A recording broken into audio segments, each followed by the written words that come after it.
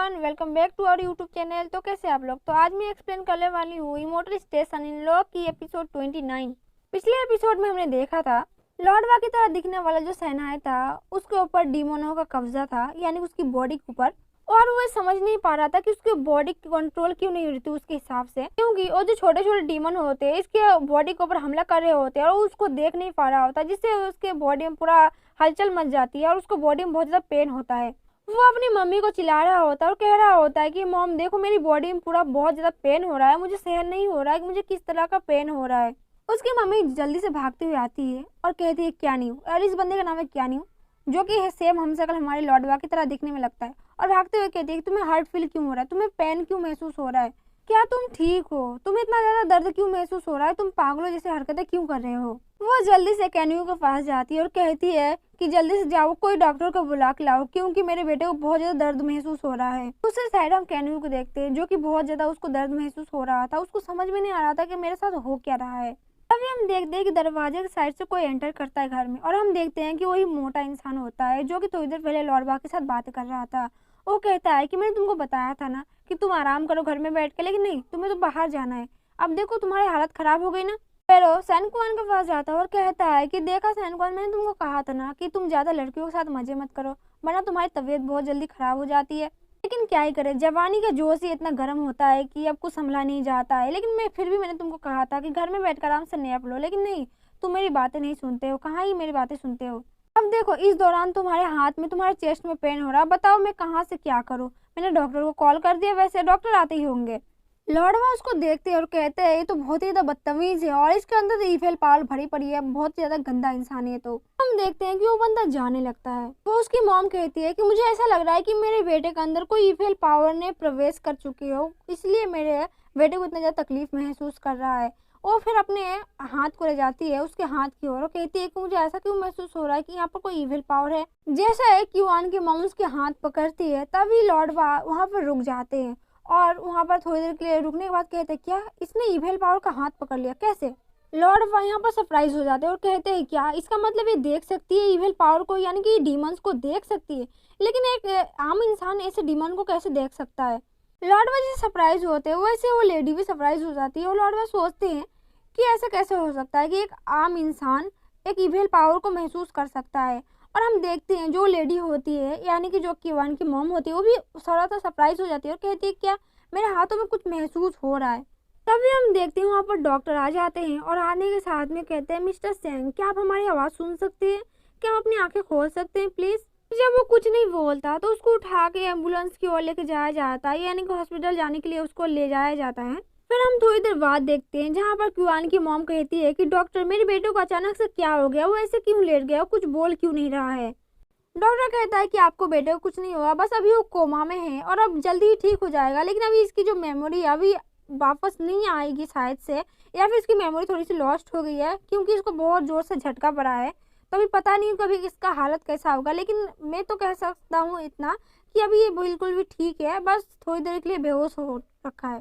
फिर डॉक्टर कहता है कि मुझे ऐसा लग रहा है कि उसके बॉडी में बहुत ज़्यादा पेन हो रही है, उसका मेंटल हेल्थ बिल्कुल अच्छी नहीं है, उसने कुछ अजीब अजीब चीज़ एक्सपीरियंस कर रहा है जिसके दौरान उसके जो बॉडी है बॉडी काम करना बंद हो रही है और उसका मेंटल हेल्थ मतलब मेमोरी में बहुत सारे अजीबोगरीब ख्याल आ रहे हैं, इसलिए उसका जो बॉडी था वो अपने कंट्रोल खो दिया है और उसको बॉडी में अचानक से पेन होने लगा कहीं पर भी, और इस दौरान उसके मेंटल हेल्थ पर बहुत ज़्यादा प्रेशर पड़ा है। इस मेंटल हेल्थ के कंडीशन के कारण उसका जो दिमाग था उसके कंट्रोल से बाहर चला गया, जिस दौरान ये बेहोश हो गया और कोमा में चला गया।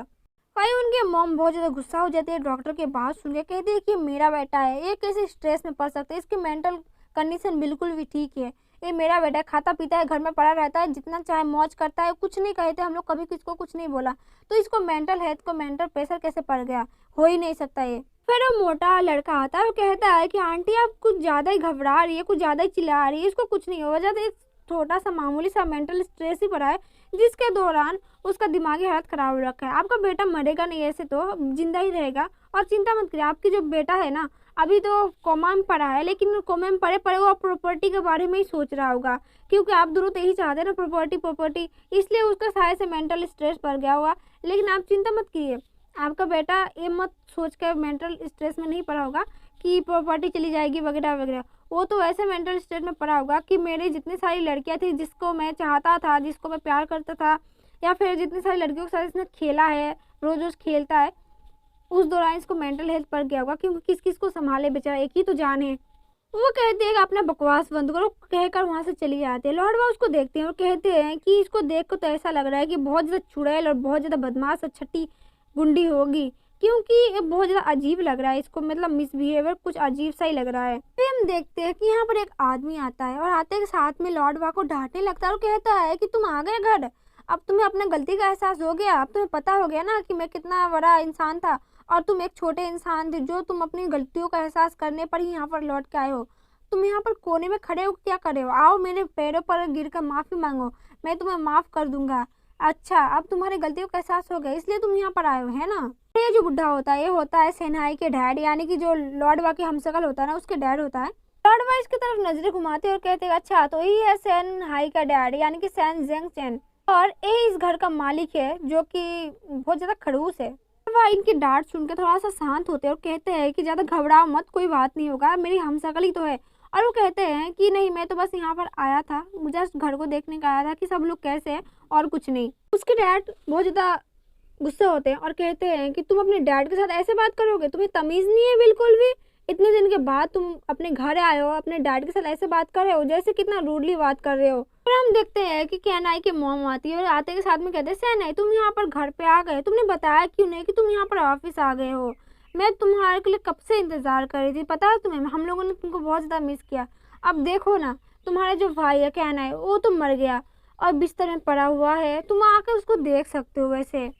और कब से तुम यहाँ पर लिविंग रूम में खड़े हो? लिविंग रूम में खड़ा होना तुम्हारा शोभा नहीं देता, तुम आओ घर में आओ और आके एक बार देख लो। और वहाँ पर हंसते हुए कहती है। फिर हम देखते हैं कि मनी मनु बहुत ज्यादा रूड बिहेव कर रही थी और कह रही थी कि ये लुच्चा कमीना यहाँ पर क्या कर रहा है फिर से।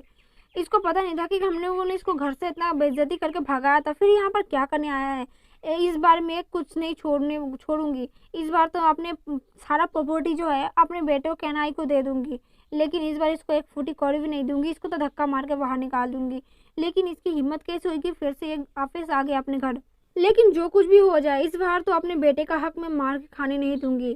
फिर हम देखते हैं कि जो मोटू होता है बहुत ही ज्यादा खुशी के साथ कहता है कि अंकल आंटी आप लोगों को पता नहीं है क्या, जो सेनहाई है ना अभी बहुत ज्यादा कूल बन गया, बहुत ज्यादा अच्छा काम कर रहा है, क्योंकि ये लिन फैमिली का घर जमाई बन गया है, उसका घर का दामाद बन गया है, जिससे इसका बहुत ज्यादा रुतबा बढ़ गया है। अब सेनहाई बेघर नहीं है, जो आप लोग इसको बेघर कह रहे हैं, उसको इतना ज्यादा डांट रहे हैं, वो बहुत ज्यादा अच्छा इंसान बन गया है और बहुत ज्यादा अमीर भी बन गया है, तो आप लोग इसको थोड़ा तमीज से भी बात कर सकते हो। सुनने के बाद जो सेनहाई लिन फैमिली का घर जमाई बन गया है, इनको तो पैरों तले जमीन खिसक जाती है कि लिन फैमिली का दामाद ये कैसे बन गया, ये हो ही नहीं सकता। उतने बड़े खानदान में ये एक चोमू सा इंसान जिसको कुछ नहीं आता था, लिन फैमिली का दामाद कैसे बन गया? और सारे के सारे के मुंह जो होता है खुला का खुला ही रह जाता है। और इसी खुले मुंह के साथ एपिसोड यहीं पर एंड होता है।